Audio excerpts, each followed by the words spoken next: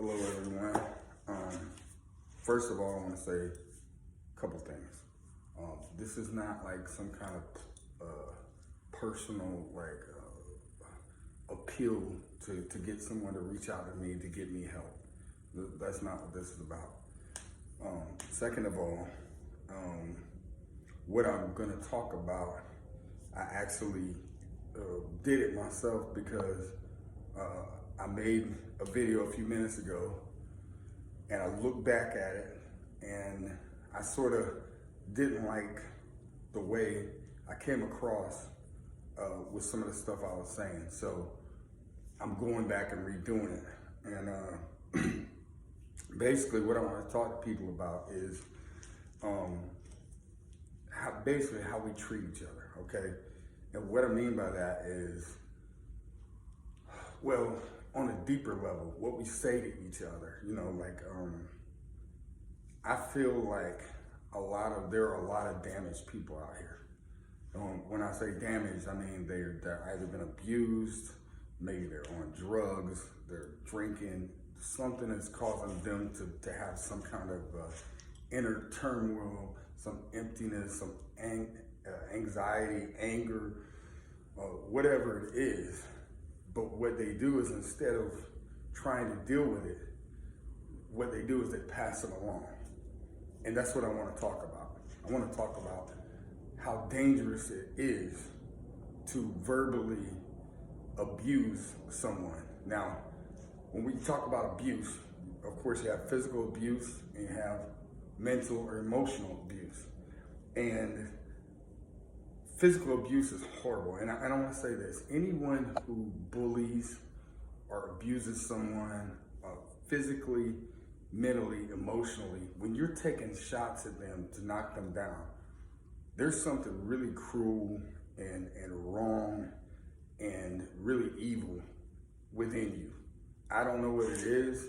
It just like people who deal with certain things have to get them addressed individually and personally. One thing doesn't work for everyone. You have to ask yourself and analyze why you do the things you do. But what I wanted to say is that when someone suffers physical abuse, you go through it, but you recover. Your body recovers. Of course, it's torture, and sexual abuse is a whole different topic. I never dealt with that like that, so that's its own thing, and all of it is horrible. But the thing is, like with physical abuse, you go through it. It's torture while it's happening, but your body can heal, even though you go around wondering, like, why did that happen to me? If it was unjustified, abuse is unjustified anyway, but if nothing sparked it off, especially, you think to yourself, why did this happen to me? But when you talk about emotional abuse, when you talk about someone verbally destroying someone from the inside, that is something that lasts and it stays with you. And the thing is, I think a lot of times people do it because they're hurt themselves, they're angry, they're carrying something, and they don't know how to deal with it appropriately or properly. But the thing is, that's not an excuse. There's plenty of people out here who have suffered a lot of things and they still find a way, Lord willing, they find a way to not carry on what happened to them. And that's really what I want to talk about, because when I wrote a poem years ago called Just Words. And what it basically was about was, when I was young, there was a certain person who said things to me. And this person was someone who I adored, who I looked up to, who I held in high regard, who I wanted to please, who I wanted to, when I was really young, I wanted to make them feel I was special for a couple reasons. One, I wasn't with them all the time, but the other thing was just the nature of our relationship. And I'm not going to identify who it is, but the thing is, it's like But that person, for some reason, found it okay to take verbal shots at me when I was a kid. And what it does is, it's like someone has a shovel and they just dig holes, and then what they do is they pour concrete, but there's poison mixed in it. So you know how hard it is to break up concrete. In order to deal with all that stuff, you got to do some work. And sometimes you can't do enough work to get rid of it. And full disclosure, and I'm not, like I say, I'm not on here so somebody reaches out and goes, oh man, I'm here if you need me. That's not what I'm doing this for. What I'm doing it for is people who have dealt with it and who have gone through it, but they haven't dealt with it and it's still holding them back. I'm also doing it for people who do it to other people, because you need to know what you're doing. You need to know that the words that you're saying aren't just something that goes in one ear and out the other. It plants a seed. And when it's negative and when it's hurtful and harmful and mean, it can really debilitate a person emotionally. And I can tell you, as the years have passed in my life, that's held me back a lot. Belief in myself, self-worth, in the back of my mind, when I come upon something where it's like, I'm gonna be challenged by it. There's something in the back of my mind, hearing that voice tell me all those bad things about myself, and it can come back in a flash and put me, emotionally on my knees. And the reason I say this is not because, like I say, I'm not trying to get nobody to reach out to me or get help from me or anything like that. I mean, I deal with it. This is one of the ways I deal with it. I believe by helping other people, sometimes that's the best way to help yourself, because you can't undo what was done. And so what do you do with what was done? What you do is you take your own experiences and you try and help somebody else through theirs. And in that, you get some sort of healing. Not only that, with my own children, I've not been a perfect father. I don't believe in perfect anyway. None of us are. And we all make mistakes, but I've been far from perfect. And pretty much, I joke around about it sometimes, but I do really feel like, I don't do anything the best except screw up. I'm a professional, screw up. I'll say it that way. But anyway, but the thing is, with my own children, what helped me to heal some was, instead of taking those shots at them, and like I say, I've done, both of my daughters can give testimonies, like I said in the description, about mistakes I've made and things I've done wrong and things I should have done differently. But what I've tried to stay away from is saying anything to them as a father and a parent to harm them, to put those holes in them. I've always tried to tell them they're beautiful, they're special, that, I've never blown smoke up their butt like they're perfect, because I'm not perfect. They're my children, and we're human. We're not Jesus Christ, so we're not perfect. But at the same time, that I believe in them, that I love them, and that no matter what, I love them. Loving them is not something I do consciously.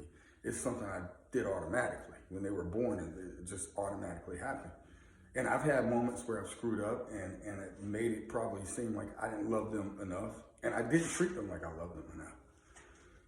But I tried to lay a basis and a foundation where they could always look back to and go, Daddy loved me. Daddy believed in me. Daddy accepted me. I want my daughters to achieve what they want to. But I've never pushed a dream on them. And the reason is, I have dreams, and nobody can tell me what my dreams should be. I still have dreams.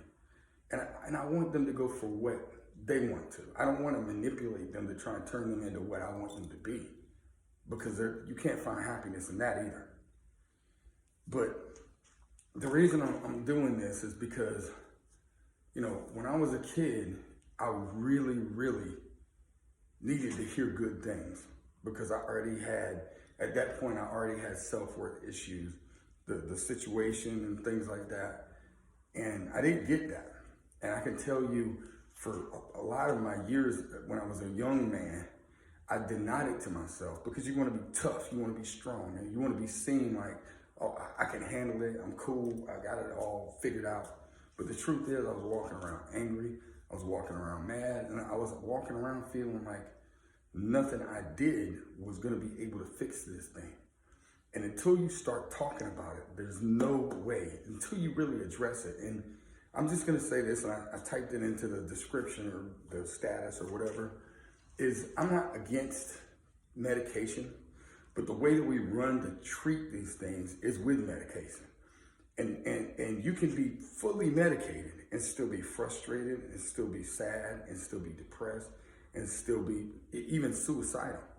And so the thing is, what you got to do is find ways to open up about it and to get it out to whatever you need to. Every day I go to the gym. I don't go to the gym every day just for health reasons. I definitely don't go for looks. I go because I need it. I know I need it. It's a stress reliever. And I know moments of stress come up. If I've worked out, my body physically is able to mentally handle it. But if not, I tend to stress. I tend to build anxiety. I mean, I'm the coolest person I know, as long as I get up and do my workout. But you have to figure out personally what it is for you. And see, the problem I have with medication is a lot of times clinicians, doctors, whatever, psychiatrists, psychologists, whatever, they're quick to write the prescription, and people are quick to go in there and go, hey, give me a pill. And you think that fixes you. But you got work you got to do in order to make that happen. And so by taking a pill, it's just like taking drugs or drinking or something to numb yourself. You wake up, yeah, for that moment, you're numb. You don't feel it. But when you wake up out of that, you go, I still got this issue. And now it might be even worse. So what I want to encourage people to do is talk about it. Find some kind of way to deal with it. And then the last thing I'll say, and I'm going to try and cut this off here, is that if you're a person who does this, okay, first of all, you got issues. But second of all, it's never, or you have done it, it's never too late to stop, and it's never too late to own what you've done, apologize for it sincerely, and then try and move forward to build a bridge and repair that relationship. But I can tell you this, if you don't acknowledge it, if you're not willing to come forward about it, and you're not willing to own it, then you're never going to be able to build that bridge. And I do want to say this to other parents, because I know some people are really struggling with loss of their child, and they feel like they made a mistake because they may have lashed out one time, or they may have said something hurtful one time. I want you to think about the totality of what you've done. If you were dealing with a hard situation and you said something you didn't mean, all of us have done that. Even I have done that as a father who tries not to do that. I've said things I don't mean. But you got to look at the foundation you laid. If you laid a good foundation and things did not work out, you can't take the blame. You gave them what every child needs. You gave them what they desire. But the thing is, we can't control what our children do when they get to a certain point. Actually, I think nowadays, at a younger age, you can't control. But you definitely can't control it once they're an adult. And you don't need to take blame for being a good parent and making a mistake. We all make mistakes. And the thing is, if you could control what your child does, we all would try and protect her. Well, I won't say we all, because there's a lot of bad parents out there. But we would do our best to try and control our children and keep bad things from happening. But the problem that we deal with is we're dealing with real life. And in real life, you can't do that. God humbled me with my children very early on. And I realized I could not be everything that I thought I could be to them. God is God, and God is always going to be God, and we can't play God. But if you were a good parent and you gave your all, know that that foundation you laid, it meant something. Now I've been on here long enough. I didn't mean to go on this long, but this is something I'm very passionate about. Like, I mean, I've dealt with a lot of people and seen a lot of people and talked to a lot of people who they walk around angry, they walk around mad, just like I used to, and they can't identify what it is. And the reason they can't identify it is they deny it, because if they admit it, they admit a little bit of weakness, and they have to lay it all out. Well, you're not weak if you admit you're dealing with depression. You're not weak if you admit that you deal with low self-worth or self-doubt or any of that stuff, okay? And by getting it out there, the greatest thing that you can do and the greatest feeling you can have is helping other people.